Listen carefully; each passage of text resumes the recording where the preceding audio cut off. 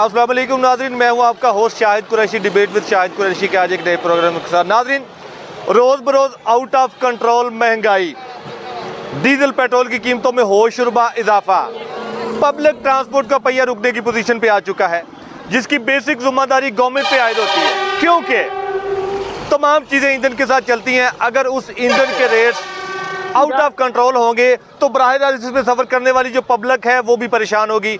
Public के साथ साथ ये करोड़ों की लागत से लाई जाने वाली गाड़ियों के जो मालिक हैं वो मजबूरी के साथ अपना जो है इनके रेट्स बढ़ाएंगे। देखा जाए ओवरऑल पूरे पाकिस्तान में डॉलर का आउट ऑफ कंट्रोल होना पूरे पाकिस्तान के लिए एक दर्द सर बना हुआ है। लोग किस क्राइसिस में हैं, किन परेशानियों में हैं, किन मराहिल से गुजर रहे हैं, एक ट्रांसपोर्ट, एक ड्राइवर, गाड़ी को चलाने वाला वो क्या राय रखता है। मेरे साथ अजमल काठिया साहब मौजूद हैं, मेरे दोस्त भी हैं, उनसे जानते हैं। भाईजान बताइएगा क्या कहते हैं, कैसे हालात हैं ट्रांसपोर्ट के? आए दिन महंगाई, ट्रांसपोर्ट, हर चीज़ में डबल इजाफा हो गया है।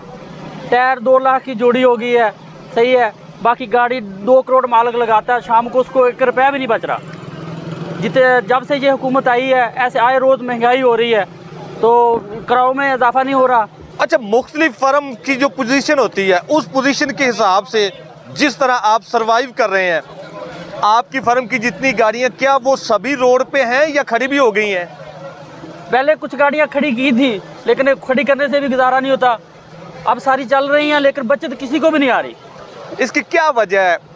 पेट्रोलियम मसनूआत के रेट्स में इजाफा, जाहिर बात है, आए दिन इजाफा। सवारी किराया पे नहीं कर सकती इतना, क्योंकि महंगाई है। अच्छा, लोग पहले वाली चीज़ें एक्सपेक्ट कर रहे हैं वो मुमकिन नहीं है, ऐसे ही है? ऐसे ही है, बिल्कुल। अच्छा, आप इस ट्रांसपोर्ट की फील्ड से रिलेटेड हैं, काफ़ी आपने ज़ाहिर है बड़ी बहारें देखी होंगी। क्या इस निज़ाम को कंट्रोल करने के लिए या इसकी तबाही का ज़िम्मेदार नून लीग को समझते हैं या पीटीआई को समझते हैं? नून लीग जो है सब इकट्ठे ही हैं सब, लेकिन नून लीग ने कुछ काम किए हैं, उनको तरीका है काम करने का। ये जो पीटीआई आई थी ये तो बिल्कुल बेड़ा गर्क करके गई है। तो मेरा बस हुकूमत से मुतालबा यही है कि ये महंगाई कंट्रोल की जाए, तेल कम होगा, ऑटोमेटिक हर चीज़ कम हो जाएगी। अच्छा, क्या आप समझते हैं कि लोग सरवाइव कैसे कर रहे हैं? एक दिहाड़ीदार बंदा, एक काम करने वाला रोजाना की बिना पर 800 या 1000 रुपया दिहाड़ी लेता है, वो कैसे सरवाइव कर रहा है? क्या समझते हैं कि ये लोगों के साथ जुल्म नहीं है इतनी महंगाई? 800 वाला क्या करेगा? हम लाख कमाने वाला, हमारा गुजारा नहीं हो रहा।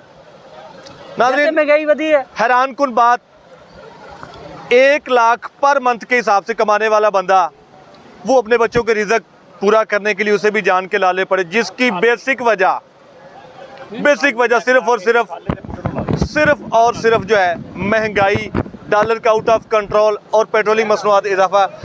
कुछ और पुराने ट्रांसपोर्टर मेरे साथ मौजूद है। अस्सलाम वालेकुम जी। वालेकुम अस्सलाम जनाब। भाई साहब, की कहते हो मौजूदा हालात की निज़ाम किस तरह डिस्टर्ब है? की कहना जनाब, ये तो साਰਿਆਂ ਨੂੰ नज़र आ रहा है कि इन्होंने साਰਿਆਂ ने रल मिल के मुल्क का बेड़ा गर्क करता।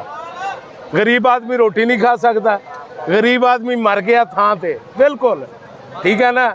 वो बिल्कुल रोटी वो 500 रुपये दिहाड़ी लेंदा, गरीब अपना घे का पैकेट भी नहीं आता। ਤੁਸੀਂ ਕਿੰਨੇ ਸਾਲ ਤੋਂ ट्रांसपोर्ट ਨਾਲ ਵਾਬਸਤਾ ਜੇ? मैं जनाब, मैं 18 साल की मेरी उम्र सी ਜਦੋਂ ਦਾ मेरा ट्रांसपोर्ट नाल तल्लक है। ਤੁਸੀਂ ਜ਼ਿੰਦਗੀ ਦੀਆਂ ਬੜੀਆਂ ਬਹਾਰਾਂ ਵੇਖੀਆਂ ਨੇ, बिल्कुल वेखियां। ਇਸ ਤਬਾਹੀ ਦਾ ਜ਼ਿੰਮੇਦਾਰ ਕਿਹੜੀ हुकूमत है? इस तबाही की जिम्मेदार हुकूमत जनाब अल्लाह नून लीग है, ठीक है, ते अपना बाकी कोई सरदारी होनी ने, ठीक है। इमरान खान ते आया, 3 साल किया, 3 साल चो की कर लेंदा, ठीक है ना। अच्छा खालिद साहब जी भाई जान, ਜ਼ਾਹਿਰ ਹੈ ਤੁਹਾਡੀ ਇੰਨੀ ਉਮਰ ਹੈ, हाँ जी हाँ जी, ਤੁਸੀਂ ਇੰਨੀਆਂ ਬਹਾਰਾਂ ਵੇਖੀਆਂ, ਤੁਸੀਂ ਇੰਨੀਆਂ ਬਹਾਰਾਂ ਵੇਖੀਆਂ ਨੇ। हाँ जी हाँ जी, इन बहारों के अंदर हाँ जी हाँ जी, पीडीएम जो थी 13 से 14 जमातों का इल्हाक बना, हाँ जी, वो हुकूमत में आए कि महंगाई बहुत ज्यादा है, हाँ जी। गरीब बचाने के लिए। अब क्या गरीब को मारने दिया?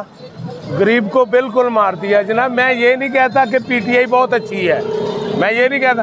ये सारे जो है ना, सारे के सारे, पूरा टोकरा जो है ना, ये सारों ने मुल्क का बेड़ा गर्क किया है। मेरा ख्याल इस मुल्क को छोड़ के चले जाएं अच्छा रहेगा। मैं कहना बहुत अच्छा रहेगा। ये मुल्क बनाया था रहने के लिए, लेकिन ये लोग रहने नहीं देंगे।